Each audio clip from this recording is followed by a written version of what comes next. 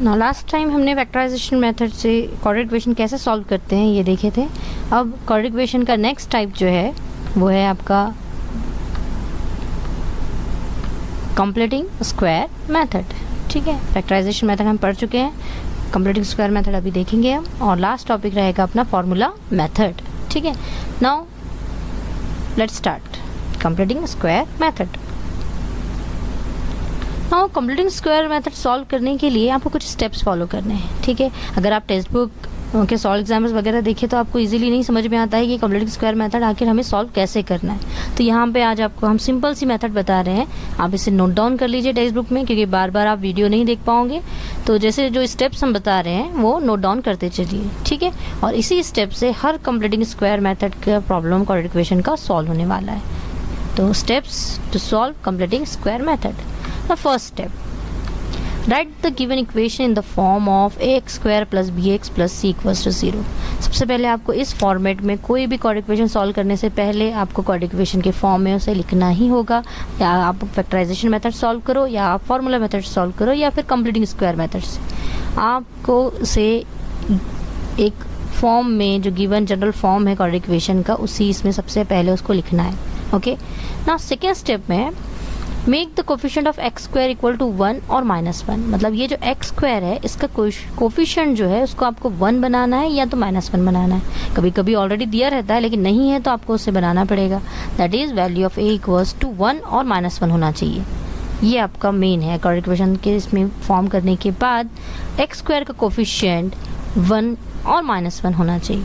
वैसे तो 10th standard तक 1 ही है, उसके आगे आप -1 वगैरह पढ़ोगे, लेकिन ये जो मेथड है ये आगे भी बहुत यूज़फुल है, इसलिए इसे ध्यान से पढ़िए और याद रखिए। Now third step is consider first 2 terms of LHS, that is this, ये टर्म जो है इक्वल्स टू कांस्टेंट नंबर। अब कोफिशिएंट 1 बनने के बाद आपको क्या करना है कि ये जो फर्स्ट 2 टर्म्स है, दिस वन इक्वल्स टू, ये कांस्टेंट टर्म को इक्वल टू के उधर सेंड कर देना है। ठीक है, अगर प्लस है तो प्लस में जाएगा, माइनस में जाएगा, और माइनस है तो प्लस में। मतलब मेन ये है कि इक्वल टू की इधर साइड कांस्टेंट टर्म होना चाहिए। ठीक है, ये आपकी थर्ड स्टेप रहेगी। ना फोर्थ स्टेप में आपको थर्ड टर्म फाइंड आउट करना है। थर्ड टर्म, अब थर्ड टर्म फर्स्ट टाइम सुन रहे हैं आप। थर्ड टर्म मतलब क्या हो रहा है कि ये फर्स्ट टर्म, ये सेकंड टर्म, और यहाँ पे एक थर्ड टर्म फॉर्म होने वाली है, और उसके लिए फॉर्मूला है third term equals to half into coefficient of x whole square. ये याद रखिए आप, सिंपल है, इसके अलावा आपको कुछ भी नहीं करना है। ये मेथड आगे भी आप यूज़ करने वाले हैं, और अभी से अगर सॉल्व करने की प्रैक्टिस रहेगी तो हम इजीली आगे पढ़ सकेंगे इसे। ठीक है, तो थर्ड टर्म के लिए आपको क्या करना है,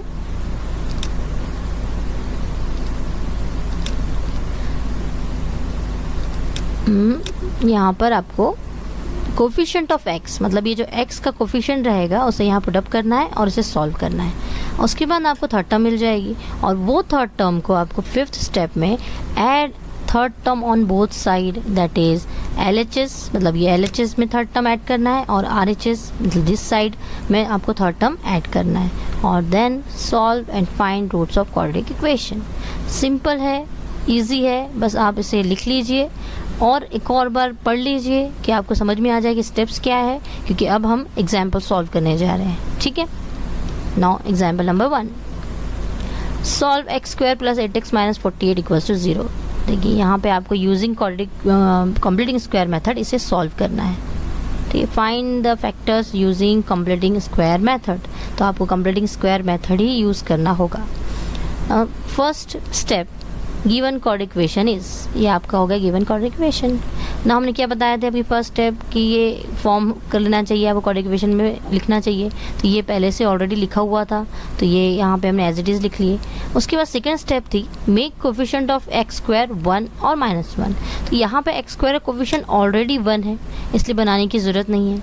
उसके बाद थर्ड स्टेप ये थी कि इस फर्स्ट 2 टर्म को इक्वल टू लिखना है वो कॉन्स्टेंट की, that is x square plus 8x, ये फर्स्ट 2 टर्म्स हमने लिख लिए, इक्वल टू ये जो थर्ड टर्म थी -48 इस साइड चला गया, तो वो क्या हो जाएगा +48। 0 + 48 means 48। This is our equation number 1। ठीक है, समझ में आ गया, सिंपल सा है। फर्स्ट 2 स्टेप हमने लिखे, और ये जो कांस्टेंट टर्म थी उसको इस साइड हमने सेंड कर दी। अब इसके बाद की स्टेप क्या थी कि हमें थर्ड टर्म फाइंड आउट करना है, तो थर्ड टर्म के लिए formula half into coefficient of x, यहाँ x का कोफिशिएंट क्या है 8, मतलब ये half into coefficient of x means 8 और उसका होल स्क्वायर। समझ में आया फॉर्मूले में कैसे वैल्यू पुटअप की। नाउ ये 2 1 ज़ा 2 और ये 2 4 ज़ा 8, दैट मीन्स 4 स्क्वायर। यहाँ पे कितना बचेगा, ये कट किए तो 4 स्क्वायर, 4 स्क्वायर इक्वल्स टू 16। ये मिल गई आपको थर्ड टर्म। ठीक है, समझ में आ गया थर्ड टर्म कैसे मिली है। अब उसके बाद की स्टेप क्या थी आपकी कि ऐड एंड एडिंग 16, ये थर्ड टर्म को आपको ऐड करनी है इक्वेशन नंबर 1 के दोनों साइड में, LHS में भी और RHS में। Then we get x square plus 8x plus 16 equal to 48 plus 16, LHS plus third term equal to RHS plus third term.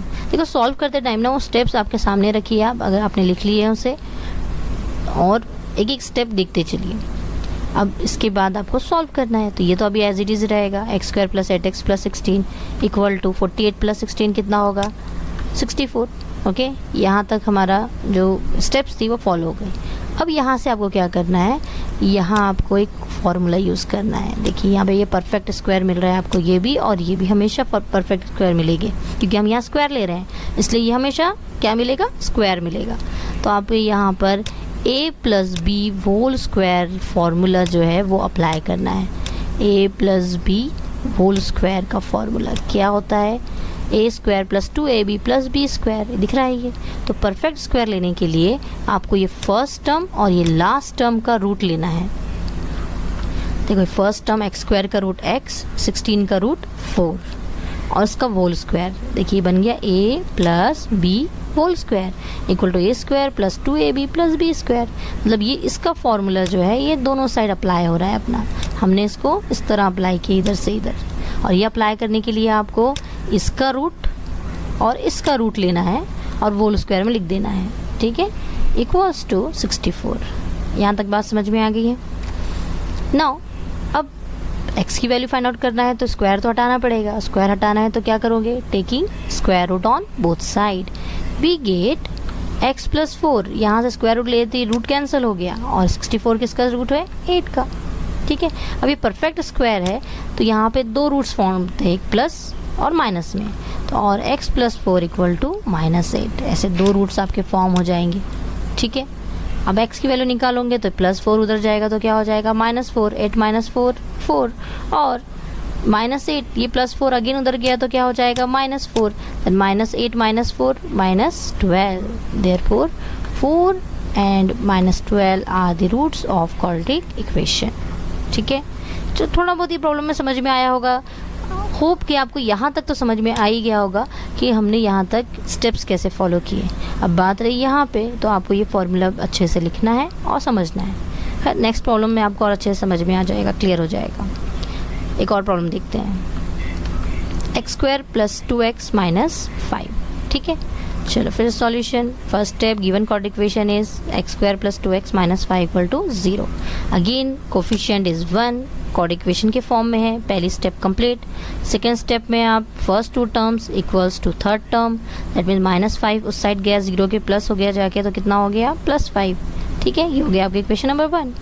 Equation यहाँ तक होने के बाद क्या करते हैं, हम थर्ड टर्म फाइंड आउट करते हैं। थर्ड टर्म लिखे हमने, थर्ड टर्म का फॉर्मूला अप्लाई किए। नाउ कोफिशिएंट ऑफ x क्या है यहाँ पे 2, then 1 into 2, 1/2 into 2, this 2 to get cancel, 2 1s are 2, that means 1 square equal to 1। हो गया, थर्ड टर्म सिंपली हमने फाइंड आउट कर लिया। अब थर्ड टर्म फाइंड आउट करने के लिए किसी को डिफिकल्टी नहीं होना चाहिए। ठीक है ना, अब ये थर्ड टर्म क्या करते हैं हम, adding on both side of equation number 1। Equation number 1 में दोनों साइड से ऐड करेंगे। We get x square plus 2x plus 1 equals to 5 plus 1। जो लिखे हैं वो अप्लाई कर दिया हमने कि इक्वेशन नंबर 1 में ये थर्ड टर्म जो हमने फाइंड आउट किए ये ऐड करना है बोथ साइड, तो इधर साइड भी हमने ऐड कर दिए और इधर भी ऐड कर दिए। ओके ना, इसको अरेंज करेंगे। x square plus 2x plus 1 equal to 5 plus 1 equals to 6। Now यहाँ तक होने के बाद फिर से हमें a plus b whole square perfect square का फॉर्मूला यहाँ पे अप्लाई करना है। Then getting roots of this two terms we get x plus 1 whole square, है ना। x का स्क्वायर रूट x, 1 का स्क्वायर रूट 1 और उसका whole square. Again a plus b whole square equal to a square plus 2ab plus b square, इसको check कर सकते हो आप सॉल्व करके, इक्वल टू 6। अब समझ में आई बात कि कैसे सॉल्व करना है। नाउ अब स्क्वायर हटाना है तो taking root on both side we get x plus 1, root square cancel equal to root plus minus root 6। ये मेन है, परफेक्ट स्क्वायर निकाल रहे हैं तो आपको प्लस माइनस लिखना ज़रूरी है। ना वन टाइम आप प्लस के साथ लिखोगे आप और सेकंड टाइम आप माइनस के साथ लिखोगे, दो टर्म परफेक्ट स्क्वायर का, क्योंकि इसका स्क्वायर लोगे आप तो 6 आएगा। फिर हमें पता नहीं है कि वो -6 था या +6 था, दैट वाइज देयरफॉर हम क्या करते हैं प्लस माइनस लेते हैं वहाँ परफेक्ट स्क्वायर के लिए। अब एक बार दिस टर्म, ये जो टर्म थी इसको हमने +√6 के लिए और सेकंड टाइम हमने -√6 है। अब x की वैल्यू निकालनी है तो ये +1 उस साइड चला जाएगा तो क्या हो जाएगा √6 - 1, और दिस +1 अगेन यहाँ आ गया तो क्या होगा -1, देयरफॉर -√6 - 1 इक्वल्स टू, x की वैल्यू निकल गई आपकी, therefore these two are the roots of the quadratic equation. ठीक है, अब थोड़ा बहुत तो अब समझ में आ ही गया अब आपको कि कैसा सॉल्व करना है। कुछ एग्जाम्पल्स इजी वाले जो प्रैक्टिस सेट में है वो लेके सॉल्व करने की कोशिश करो। ठीक है, now one more example. Now 9y² - 12y + 2 equals to 0। ठीक है, फिर अब ये कोड इक्वेशन को हम क्वाड्रेटिक स्क्वायर मेथड से सॉल्व करेंगे। Solution given quad equation is 9y² - 12y equals to 0। Now first step कि हमने इस कोड इक्वेशन को फॉर्म कर लिया और इक्वल्स टू ये कांस्टेंट नंबर में हमने इसको लिख लिया। ठीक है, तो यहाँ पे कोएफिशिएंट ऑफ x² क्या होना चाहिए था 1, बट यहाँ पे क्या है 9, मतलब हम आगे सॉल्व नहीं कर सकते हैं जब तक a की वैल्यू 1 ना हो जाए। तो अब 1 करने के लिए मेक कोएफिशिएंट 1 डिवाइडिंग बाय 9। अगर कोएफिशिएंट 1 बनाना है आपको तो क्या करना है 9 से डिवाइड करना पड़ेगा। ये हमने सिर्फ आपको समझने के लिए लिखे हैं, हर बार लिखने की ज़रूरत नहीं है, आपके समझने के लिए आप लिख सकते हो।